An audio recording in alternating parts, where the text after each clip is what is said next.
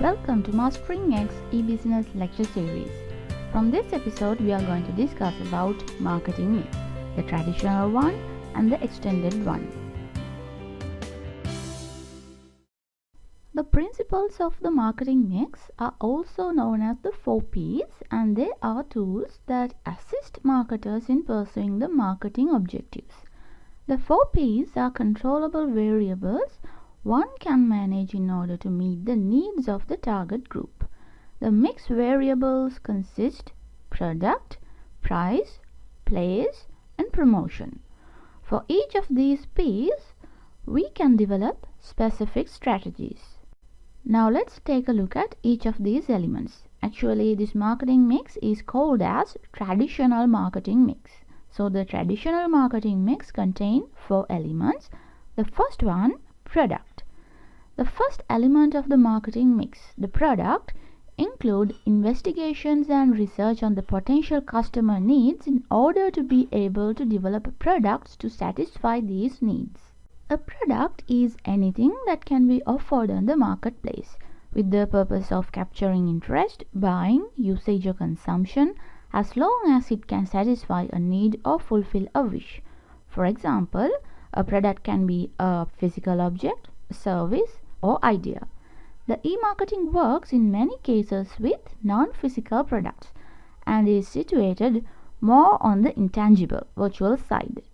As we already have guessed, the e-marketing opens a new dimension, a new modality to perceive and utilize virtual instruments in order to achieve real goals. Now let's move into the second element, price. Price is an extremely important element of the marketing mix because it is the only one able to generate a turnover for the organization.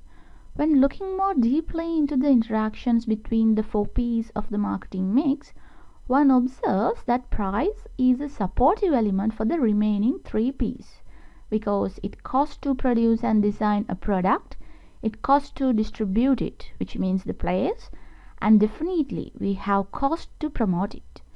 There are 2 views on how the use of internet interfaces in pricing issues. The first view says the inevitability of having decreased prices for products sold over the internet. Now why is that? That is because the capabilities offered by the internet significantly increase the customer knowledge. For example, consumers have tools such as price comparison sites at both individual and organizational level. The second view says that even though price transparency is a great theory, the actual practice of the consumers is quite different. Many online purchasers do not perform much research before buying. Another issue is made of barriers to prevent organizational buyers to use online marketplaces. Another impediment is the preference for a human face, especially when developing long-term relationships with the suppliers. We will now review what options a marketer has to set online pricing policies. The identified and most used options nowadays are differential pricing, reverse B2B auctions, and pricing structure. Let's take one by one. The first one, differential pricing. It is the most common approach. It basically means that a company that goes online would offer lower prices when selling online compared to the prices offered offline. A classic example is that of airway companies. Almost all offer lower prices when you buy online than you can get from the company's offline offices. There are 3 factors to assist in online pricing: precision, adaptability, and segmentation. The last 2, adaptability and the segmentation, have a greater importance. Adaptability implies a quick response to the demands of the marketplace. With the internet-based technologies, it is often possible to alter prices according to the dynamic of the demand, thus adjusting prices to maximize profitability. In the segmentation, it implies different prices for different groups of customers. For example, we can group the customers by the age, the gender, the financial status, and by the religion, and many more. And that could be easily done with online mode. Now the second option of the online pricing policies, reverse B2B auctions. They are still a troubled practice. even though some business sectors use it widely, such as chemicals and engineering. It is difficult to prognose the evolution of reverse auctions since the buyer's behavior is still confusing. For example, half of them do not choose the lowest bidder, while over 80% prefer to stay with the current supplier. Now, the third option of online pricing policies is the pricing structure. The internet technology is made possible to alter the traditional pricing structure and adapt it to the new market realities. Altering pricing structure is particularly suited for digital downloadable products such as MP3s, softwares, and ebooks. While in the traditional commerce you would pay just once, for continuous use in the online world you are offered more possibilities such as renting, pay-per-use, and leasing. Now these three are the common options. For further pricing options that could be varied online include basic price, discounts, add-ons and extra products and services, warranties, refunds, and order cancellation terms. Now the third element in the marketing mix, the place. Traditionally, the place element refers to how an organization will choose to distribute the product or the service they are offering to the end user. Efficient distribution is highly important in order to achieve the overall marketing objectives of an organization. If we take a closer look into the marketing mix, we should notice that the biggest impact of the internet is upon the place element, for the simple reason that the internet has a global reach. Okay, now we are talking about the implications of the internet upon the place aspect. There are 5 major implications: place of purchase, navigation, localization, new channel structures, and channel conflicts. Let's take the first one, place of purchase. It has 5 options: seller controlled sites, seller oriented sites, neutral sites, buyer-oriented sites, and buyer-controlled sites. Seller-controlled sites are the main site of the supplier company which are e-commerce enabled. Seller-oriented sites controlled by third parties but represent the seller rather than providing a full range of options. Neutral sites are controlled by independent evaluator intermediaries that enable price and product comparisons and will result in the purchase being fulfilled on the target site. Buyer-oriented sites controlled by third parties on behalf of the buyer. Buyer-controlled sites involve either procurement posting on buyer company sites or those of intermediaries that have been set up in such a way that it is the buyer who initiates the market making. Now the second implication, navigation. It has 3 key aspects: reach, richness, and affiliation. Reach means the potential audience of the e-commerce site. Reach can be increased by moving from a single site to representation with a large number of different intermediaries.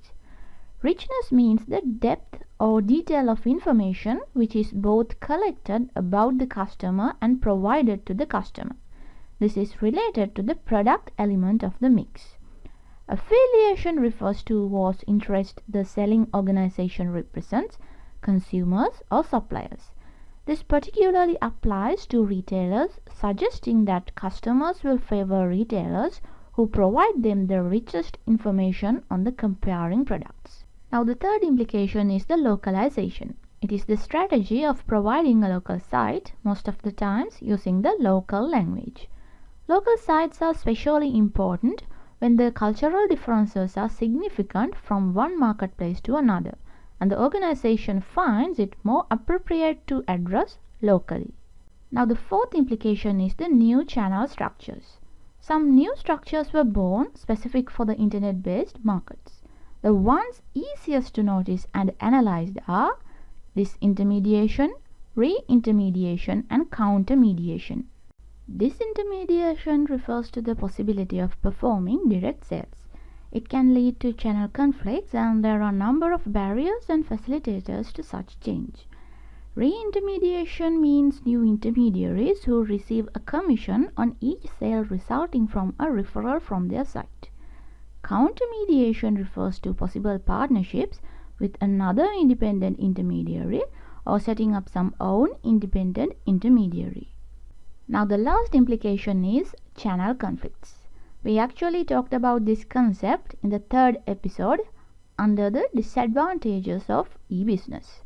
The usage of the internet is not always a blessing. When deciding if an organization should introduce online distribution channels, a great thought must be given to how distribution arrangements with existing partners are affected. In some cases, the direct sales opportunities offered by the internet and the apparently increased profitability are not strong enough reasons. Therefore, sometimes the internet should be used solely as communication channel. Now, the last element of the traditional marketing mix is the promotion. The promotion element as part of the marketing mix refers to how marketing communications are used to inform the audience about an organization and its products.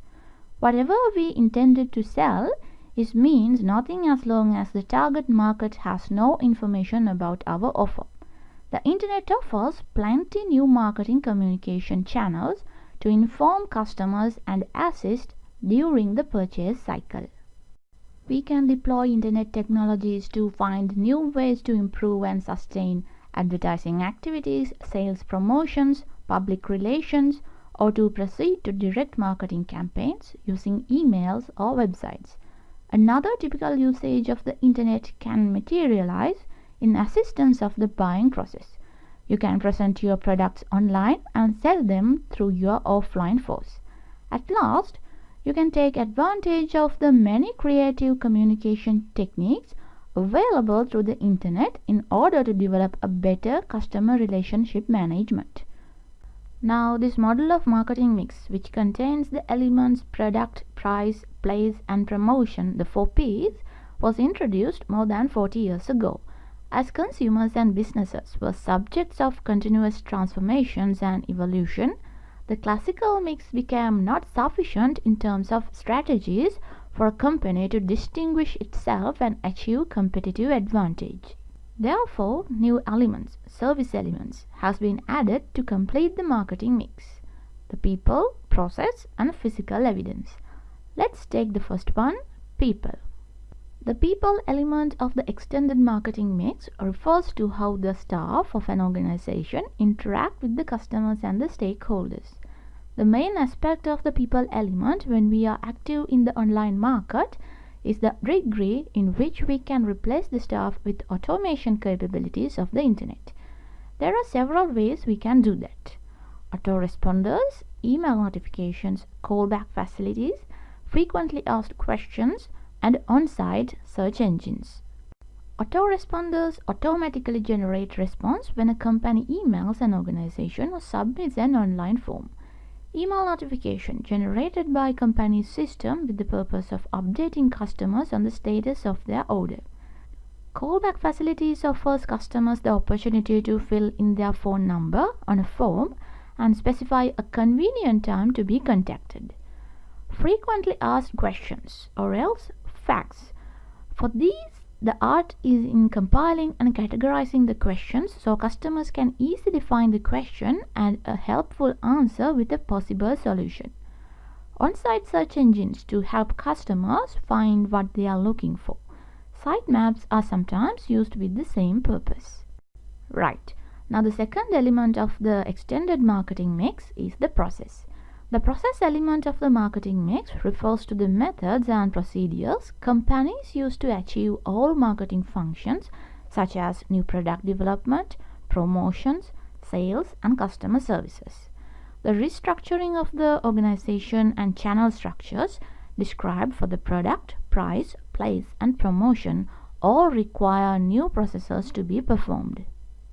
Now, the last element of the extended marketing mix is the physical evidence. Physical evidence is the element of the marketing mix that refers to the tangible expression of a product and how it is purchased and used.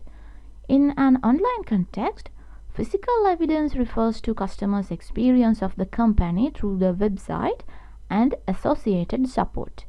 It includes issues such as site ease of use or navigation, availability, and performance. So that's all about the marketing mix. There are 4 elements in the traditional marketing mix: product, price, place, and promotion, the 4 P's. And there are 3 elements in the extended marketing mix: people, process, and physical evidence. We hope you have learned something about the marketing mix. Thank you for watching and stay tuned on with Mastering X.